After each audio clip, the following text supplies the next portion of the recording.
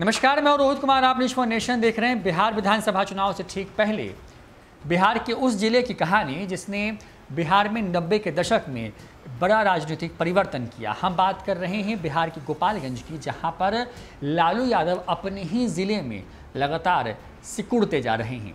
ये हम नहीं कह रहे हैं बल्कि आंकड़े बताते हैं। देखिए पूरी रिपोर्ट।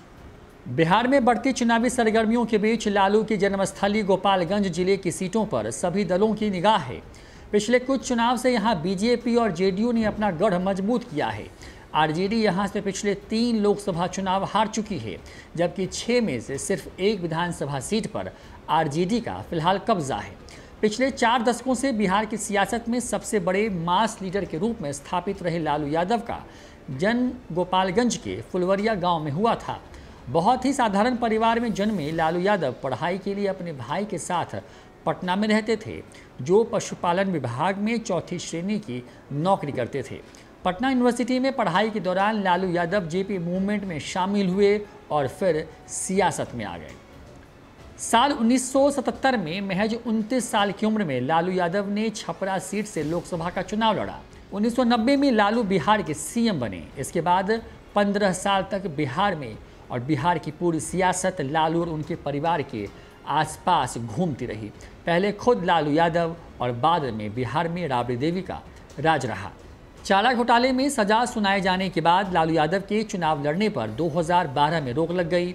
2015 के चुनाव में नीतीश की जेडीयू के साथ मिलकर लालू की पार्टी आरजेडी ने विधानसभा चुनाव लड़ा और भारी जीत के साथ महागठबंधन की सरकार बनी।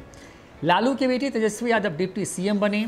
दूसरे बेटे तेज प्रताप यादव को बिहार के सबसे बड़े विभाग में से एक स्वास्थ्य विभाग का मंत्री बनाया गया।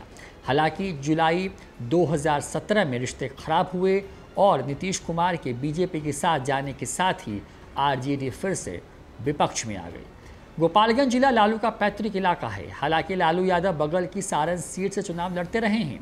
पहली बार जनता दल ने गोपालगंज लोकसभा सीट पर 1989 में खाता खोला।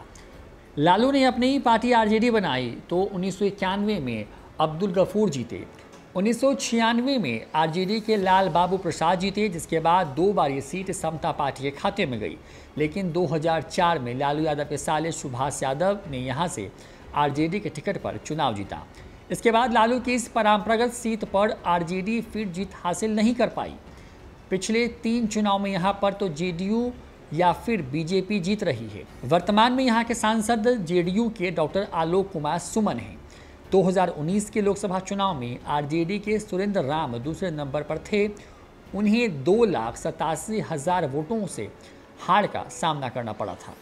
गोपालगंज जिले में विधानसभा की कुल 6 सीटें हैं। वैकुंठपुर, बरौली, गोपालगंज, कुचायकोट, भोरे और हथुआ। गोपालगंज के बैकुंठपुर विधानसभा सीट पर 2015 के चुनाव में बीजेपी के मिथिलेश तिवारी जीते थे। महागठबंधन से जेडीयू इस सीट पर लड़ी थी और दूसरे नंबर पर रही थी। बरौली विधानसभा सीट पर 2015 के चुनाव में आरजेडी के मोहम्मद निमातुल्लाह जीते थे। उन्होंने बीजेपी के राम प्रवेश राय को हराया था। गोपालगंज की शहरी सीट 2015 में बीजेपी के सुभाष सिंह के हाथ आई, जबकि आरजेडी के रियाजुल हक को शिकस्त मिली थी। कुचायकोट विधानसभा सीट 2015 में जेडीयू के अमरेंद्र कुमार पांडे के हाथ लगी और आरजेडी यहां हार गई। भोरे विधानसभा सीट 2015 में कांग्रेस के अनिल कुमार के खाते में गई और यहां पर बीजेपी को हार का सामना करना पड़ा। हथुआ विधानसभा सीट पर 2015 में जेडीयू के रामसेवक सिंह जीते, जबकि यहां पर बीजेपी को हार का सामना करना पड़ा था। पश्चिमी बिहार के गोपालगंज जिले में कई चुनावी मुद्दों पर लोगों का फोकस है। पिछले कई चुनावों में यहां गंडक की बाढ़, अपराध और गन्ना किसानों के नुकसान और बकाये के साथ साथ कई चुनावी मुद्दे बनते और उभरते रहे हैं। इस बार भी ये तीनों मुद्दे हावी हैं। बाढ़ के हालात की वजह से कई इलाके में भारी तबाही हुई है, तो कोरोना का संकट, लॉकडाउन में घर लौटे प्रवासी मजदूरों का मुद्दा अलग से मुंह बाए खड़ा है। बाढ़ के कारण गन्ना किसान के फसल को हुए नुकसान का मामला भी चर्चा का विषय बन गया है। न्यूज़ फॉर नेशन के लिए रोहित की रिपोर्ट।